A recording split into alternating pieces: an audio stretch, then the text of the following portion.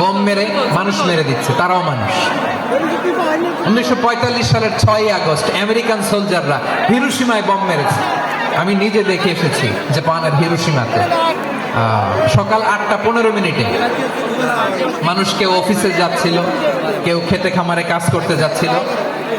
Little boy নামে একটা bomb মেরেছে তারা। এই বোমের আঘাতে, পারমাণবিক এই বোমার রেডিয়েশনে আঘাতে বোম ব্লাস্ট হওয়ার পরে মুহূর্তের মধ্যে 1,40,000 নাই। উপর থেকে যারা মারতেছে এরাও মানুষ, যাদেরকে মারলো তারাও।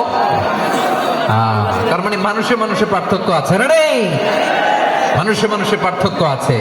নাক কান চোখ মুখ থাকলেই মানুষ নয়। বাড়ছে জনসংখ্যা, কমছে মানুষ, চিল্লায় বলো ঠিক কিনা? তাহলে আমরা বুঝলাম মানুষ ভালো হলে অনেক ভালো, খারাপ হলে অনেক খারাপ।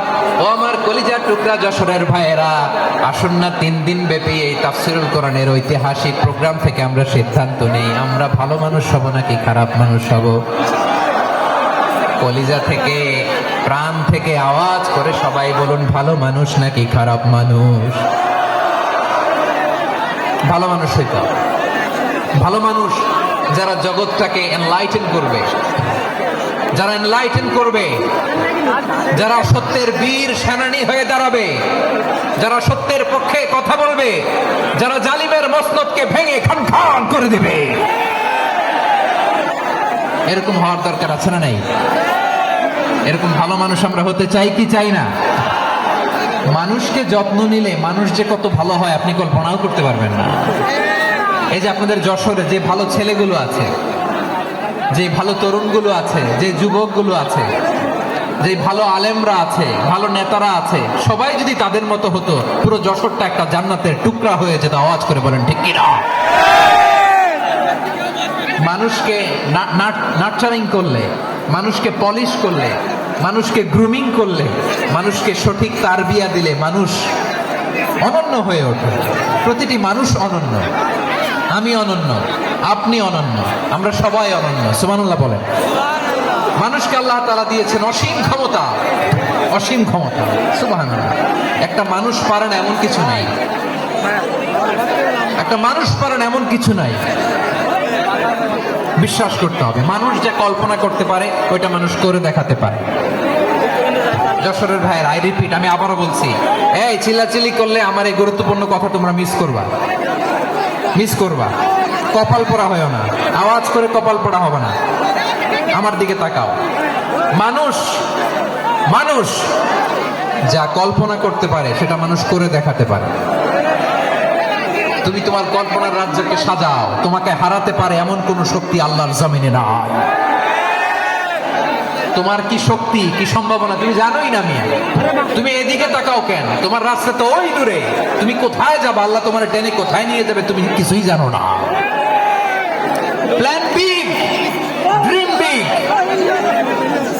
কল্পনার শক্তিকে বড় করো। মানুষ যা কল্পনা করতে পারে মানুষ তা করে দেখাতে পারে। মানুষের কাছে অসাধ্য কিছু নাই, মৃত্যু ছাড়া, এক্সেপ্ট ডেথ। মৃত্যু ছাড়া মানুষ সবকিছুকে জয় করতে পারে। মৃত্যু ছাড়া যে কোনো অসাধ্যকে সাধন করার ক্ষমতা মানুষকে দিয়ে দিয়েছে কে? হারার জন্য তোমার জন্মই হয় নাই, তোমার জন্ম হয়েছে জিতার জন্য, বিজয়ের জন্য তোমার জন্ম। মানুষের শুরুটাই হয় বিজয় দিয়ে। যশোর, আওয়াজ করে বলো, মানুষের শুরু হয় কি দিয়ে? আমরা যখন আমার পিতার পৃষ্ঠদেশে ছিলাম, পিতার পৃষ্ঠদেশ থেকে শুক্রাণু যখন মায়ের গর্ভদেশে যেয়ে পড়ে, কতটা শুক্রাণু ভ্রমণ শুরু করে জানো? 20 কোটি শুক্রাণু।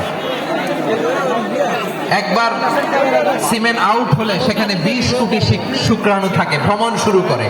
ওই 20 কোটি শুক্রাণুর মধ্য থেকে তুমি আমি আজকে এক বিকশিত শুক্রাণু মানব রূপে পৃথিবীতে এসেছি। সুবহানাল্লাহ।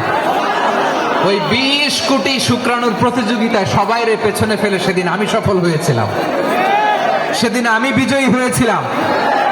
সেদিন আমি এত ছোট ছিলাম, মাইক্রোস্কোপ দিয়েও আমার অস্তিত্ব টের পাওয়া যায় না।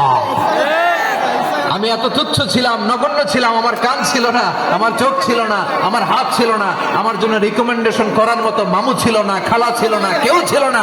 তারপরেও ওই প্রতিযোগিতায়, ওই কম্পিটিশনে যখন আমারে কেউ হারাতে পারে নাই, আল্লাহর জমিনেও আমারে কেউ হারাতে পারে না।